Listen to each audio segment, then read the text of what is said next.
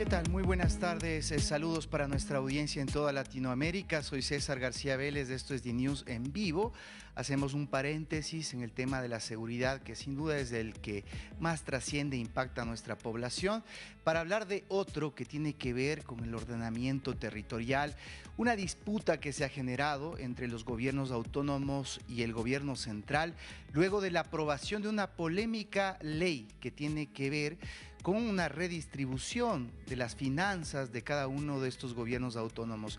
Una fórmula que propone un 70-30, que quiere decir, a decir del oficialismo, que el 70% de los recursos que se asignan a los gobiernos autónomos se destinen hacia obras y un 30% a gasto corriente. Sin embargo, esto podría estar reñido con la Constitución ecuatoriana. De hecho, ya se han presentado más de 8 demandas ante la Corte Constitucional, que nuevamente tendrá la difícil tarea de dirimir en este aspecto.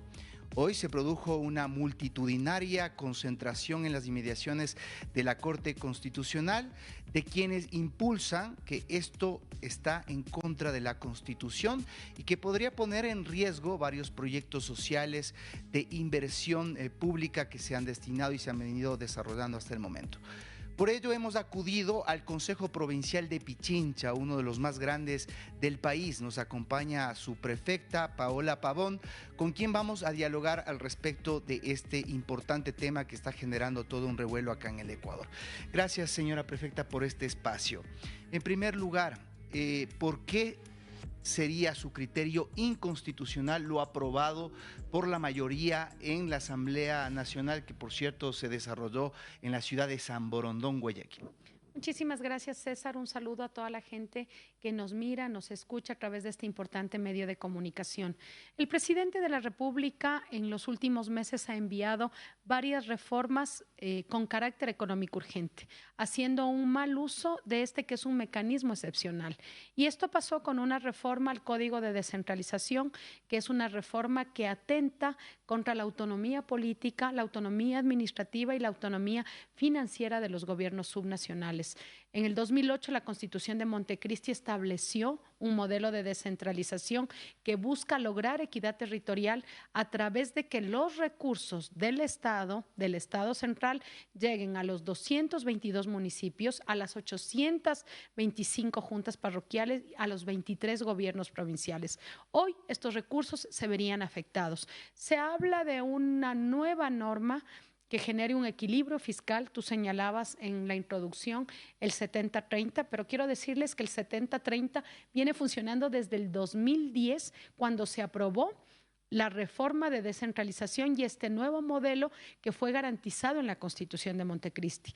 Lo que ahora se ha hecho de manera tramposa por parte del gobierno es cambiar este 70-30 básicamente entre las categorías de gasto corriente y gasto de inversión. Entonces, todos los servicios que prestaban los municipios, los gobiernos provinciales en obra social y en los temas inherentes a sus competencias, por la reforma dejan de ser gasto de inversión y pasan a ser gasto corriente. Al ocurrir esto, el gobierno, haciendo una intromisión de las autonomías, maneja los porcentajes de asignación de recursos. Lo que está buscando el gobierno nacional es licuar una deuda que tiene con los gobiernos subnacionales de aproximadamente $1.000 millones. Esto significa $1.000 millones menos, y con la presión para que los gobiernos subnacionales cerremos los proyectos sociales, proyectos de salud que atienden a la población más vulnerable, proyectos de educación en el caso de los municipios a través de la educación municipal, proyectos que atienden a los adultos mayores a través de los gobiernos parroquiales, y en el caso de los gobiernos provinciales también el trabajo que se ha venido realizando con las mujeres víctimas de violencia. El gobierno, y quisiera tomar algunos de sus argumentos, dice que hay un despilfarro en cada uno de los gobiernos autónomos, en fiestas, en el pago de nómina del personal, y que mientras eso ocurre existe ausencia de obra pública, alcantarillado, servicios básicos para la población. ¿Cuál es el contraste frente a ese argumento? Mira, quiero demostrarte con datos un informe del 2024 del Sistema de Contratación Pública Ecuatoriana evidenció que por cada dólar que invierte el gobierno nacional, los gobiernos subnacionales invertimos 3 veces más. Por lo tanto, la obra pública y la eficiencia está en los gobiernos subnacionales. Sin duda, el argumento para poder vender esta ley tramposa ha sido mayor eficiencia, y lo digo entre comillas, a los gobiernos subnacionales. Si tanta preocupación había por políticas culturales, por eventos, por festejos, se tenía que reformar artículos expresos del Código de Descentralización en donde se obliga a que los gobiernos subnacionales seamos parte de la política cultural del país. Por eso señalo, esta norma es inconstitucional porque además rompe algo fundamental. En Montecristi se decidió que el Estado ecuatoriano se administraría de manera descentralizada y impulsando autonomías con los gobiernos subnacionales. Al pasar esta reforma se violenta ese principio básico, pero además también en las violaciones de fondo a la Constitución está el tema de la regresión de derechos. La Constitución obliga a que los gobiernos locales tengamos políticas sociales para los niños, las niñas, los adultos mayores, las mujeres, personas con discapacidad.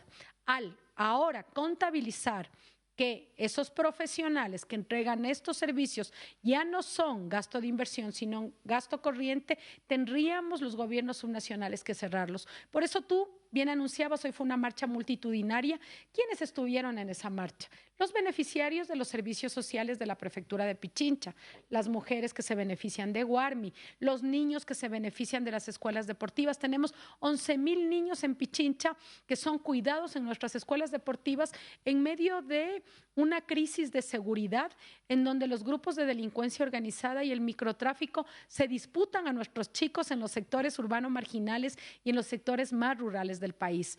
Esos sectores que se sienten afectados por esta acción del gobierno nacional y esta nueva reforma que acaba de pasar, la mayoría gobiernista en la Asamblea Nacional se han pronunciado hoy en las calles. Bien, lo que vemos son imágenes que se desarrollaron en la Corte Constitucional hace breves minutos.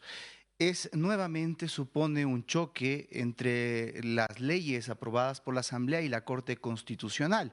Valdría conocer por qué razón ustedes plantean que esto es inconstitucional, para que sepa nuestro auditorio, y en qué medida la Corte puede ser nuevamente la que resuelva este asunto. Seguramente esto va a suponer nuevamente que el gobierno critique la labor de la Corte Constitucional. No es la primera vez que el gobierno del presidente Daniel Noboa aprueba con esta medida extraordinaria que es la ley con carácter económico urgente. Para que me entienda el auditorio, son 30 días en los que tiene que resolverse la ley. Entonces, todos los tiempos son muy rápidos. La Corte Constitucional ya se ha pronunciado en ocasiones anteriores y hoy hacemos un llamado. Es de los pocos resquicios de institucionalidad que quedan en medio de un Estado absolutamente autoritario que vuelve a centralizar, que busca afectar a los que menos tienen, y el llamado de los ciudadanos y ciudadanas a la Corte Constitucional es que pueda resolver sin presión, apegado a la norma constitucional, apegado a las leyes, y que pueda en esta ocasión estar del lado de la gente. Pasó algo muy singular. Esta ley fue aprobada en pleno feriado de Carnaval. De las 4 sesiones que debía llevar adelante la Asamblea Nacional, 3 se dieron en el feriado de Carnaval y de manera virtual. Tú bien señalabas, la sesión final no fue en Quito. La Asamblea no le da la cara a la gente. Tuvieron que buscar un lugar alejado en la ciudad de Guayaquil para poder pasar la norma con un resguardo policial excesivo. Lo que hoy le pedimos a la Corte es que escuche a los ciudadanos, que escuche a las autoridades locales, que escuche a los alcaldes, a los prefectos, que haya deliberación democrática a diferencia de cómo fue aprobada por la Asamblea Nacional. Muy bien, gracias, señora prefecta. Se nos ha terminado el tiempo.